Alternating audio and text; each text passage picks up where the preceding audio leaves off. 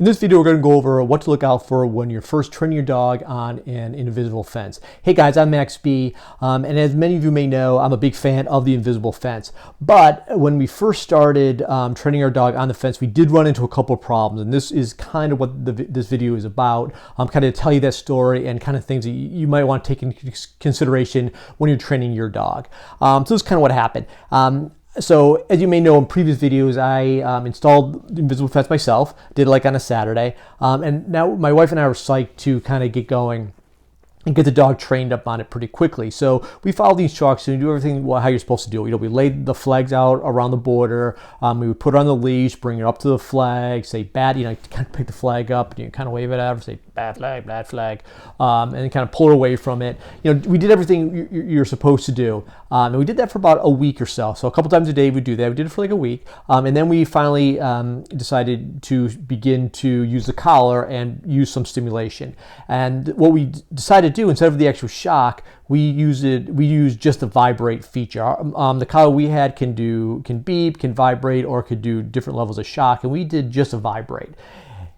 And thank God we did, because she at one point goes across the border and the thing vibrates and she freaks out. She absolutely freaks out. She runs up onto her porch, and we literally cannot get her to come off the porch for like a week. She barely even wanted to go outside. She really shut down. She kind of became catatonic. It was it's funny now, but at the time it was actually pretty sad, and we were actually worried about her. And what we did, we didn't really know what to do, so we decided, talk to a professional. We talked to our veterinarian. And they said, because you don't know where your dog came from, our dog was a rescue dog, and because you don't know the background, there could have been some abuse, you don't really know, and they recommend kind of maybe holding off training her on the fence until you build up more of a bond. We had her maybe a month or two before we did this training. We got her, we pretty much installed the fence pretty quickly and then tried to train it. We didn't have a long time to really build up a good, strong bond with her. And because of that, there's a trust issue there. So we decided, why don't we hold off the training. We won't use the invisible fence for a few months, and we'll try training her later. So I saw this all happen maybe late October. So all winter we don't use a fence. So every night before we go to bed, my wife and I we would take turns, and one of us would have to. So your turn or my turn. We have to, put on, get all bundled up and go outside and kind of walk the dog around the backyard for like 15 minutes, maybe 10, 11 o'clock at night. You're just absolutely freezing. And the whole time I'm sitting there going, oh, you're going to be kidding me. I've got an invisible fence. I'm freezing here because we can't use the damn thing. And it was extremely frustrating. And we also tried tying a long leash around a porch and kind of putting her on it and just putting her outside. But what happened was she'd kind of run out, but then she'd kind of run around these bushes and just get, all tangled up, and it would actually be worse. You have to go down there, trek through the snow to try to get her untangled. She'd be kind of pinned there. That was a disaster. So we ended up just having to walk her each evening. So it kind of sucked. So that was all summer. So about 6 months later, now it's like springtime, maybe around May, we decided to try to train her again. And this time it went much better. We actually did use a mild shock on her, and she did end up getting shocked once. She went across the border at one time. She got shocked.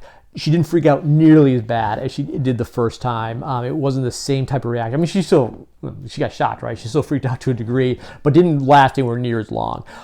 But I'll tell you this, she's never crossed that line again, not once. And we a lot of times will let her out without the collar on at all, and she won't go near. She goes near it, but she will not ever come close to going over that line. She just never has. So it could be somebody walking their dog, and she'll run out full stream and just slam the brakes on as she gets to the line and won't cross it, even without the collar.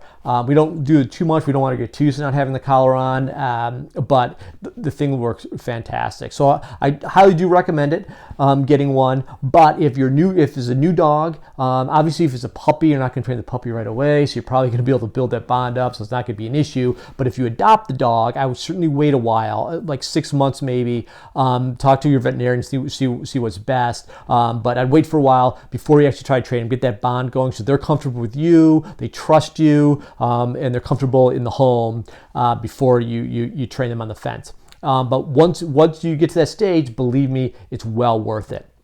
And that's it. That's kind of the end of my story here. I hope you guys liked it. If you did, please hit that like button or subscribe. If you have any tips, please comment below. That'd be fantastic. All right. So I'm going to be putting out more videos, and I hope to see you guys in the next one. Once again, my name is Max B, and I will see you later. Bye.